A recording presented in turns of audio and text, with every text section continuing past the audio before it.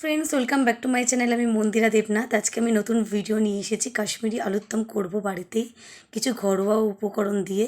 প্রথমে আলুগুলোকে ধুয়ে ভালো করে লাল লাল করে ভেজে নিয়েছি। তারপরে আমরা নিয়ে নিয়েছি টমেটো, কাঁচা লঙ্কা, পেঁয়াজ কুচিয়ে নিয়েছি। একটি পাত্রের মধ্যে রেখেছি বাদাম, কিছু মশলা করেছি। মশলার মধ্যে গুঁড়ো মশলা ছিল লঙ্কার গুঁড়ো, জিরে গুঁড়ো, কাশ্মীরি লঙ্কার গুঁড়ো, পরিমাণ মতো চিনি, নুন, হলুদ, পেঁয়াজ, কাঁচা লঙ্কা। একটি বাটিতে আমরা বাদাম পেস্ট করে নিয়েছি এবং মশলার মধ্যে আদা, লঙ্কা, জিরে বাটা দিয়েছি। কড়াইয়ের মধ্যে প্রথমে তেজপাতা দিয়ে পেঁয়াজগুলোকে আমরা লাল লাল করে ভেজে নেব। তো সেই জন্যই কড়াইয়ের তেলটা গরম হতেই আমরা পেঁয়াজ, তেজপাতা, পরিমাণ মতন অল্প একটু চিনি দিয়েছি যাতে আমাদের পেঁয়াজগুলো লাল লাল হয়। তো পেঁয়াজ ভাজার সময় আমরা কাঁচা লঙ্কাগুলো চিড়ে কড়াইয়ের মধ্যে দিয়ে দিলাম। টমেটোগুলোকে দিয়ে একসাথেই ভেজে নেব লাল লাল করে।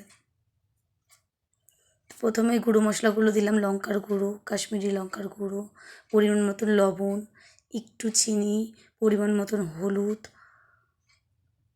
সব কিছু দিয়ে আমরা ভালো করে মিক্সড করে আমাদের আদা রসুনের যে পেস্ট সেটা আমরা দিয়ে দিচ্ছি। আদা রসুন, জিরে আর লঙ্কা যে বাটা ছিল সেটা আমরা দিয়ে ভালো করে কষিয়ে নিচ্ছি। যতক্ষণ না কড়াই থেকে তেল বেরিয়ে আসছে ততক্ষণ আমরা কষাতে থাকবো। কষানোর পর একটা সুন্দর গন্ধ বেরিয়ে এসছে আমাদের রান্না থেকে, তখন আমরা আলুগুলোকে দিয়ে ভালো করে কষিয়ে নেব। আলুগুলো যতক্ষণ না নরম হচ্ছে। এখানে আমি বাদামই ব্যবহার করেছি, যেহেতু কাশ্মীরি আলুর দম একটু বাদাম দিলে ভালো লাগে। আপনারা আপনাদের পছন্দ মতন যে কোনো বাদাম পেস্ট করে দিতে পারেন। আমি আমার পছন্দ মতন বাদাম পেস্ট করে এখানে দিয়েছি যাতে আলুর দমটা আরও সুন্দর হয়। কাশ্মীরি আলুর দম তাই কাশ্মীরি লঙ্কা গুঁড়ো দিলে আলুর দমটা বেশি লাল লাল হবে, কালারটা আসবে ভালো। তো এইভাবে আপনারা ঘরোয়া পদ্ধতিতে কাশ্মীরি আলুর দম বানিয়ে দেখবেন, খুবই ভালো হবে।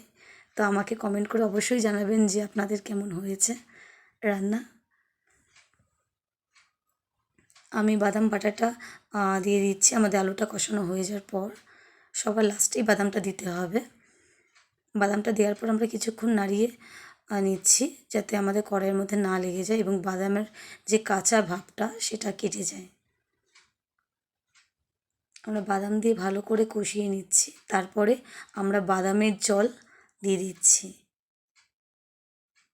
পরিমাণ মতো একটু জল দিয়ে আমরা ঢাকা দিয়ে দিলাম এবং আমাদের আলুর দম রেডি। আমার ভিডিওটা ভালো লাগলে প্লিজ লাইক করুন। আর আমার চ্যানেলে যদি আপনারা নতুন হয়ে থাকেন প্লিজ আমার চ্যানেলটাকে সাবস্ক্রাইব করতে ভুলবেন না, মন্দিরা দেবনাথ চ্যানেল। আর কমেন্ট করে অবশ্যই জানাবেন আপনাদের কেমন হলো এই রান্নাটা। সকল বন্ধুদের জানাচ্ছি শুভরাত্রি।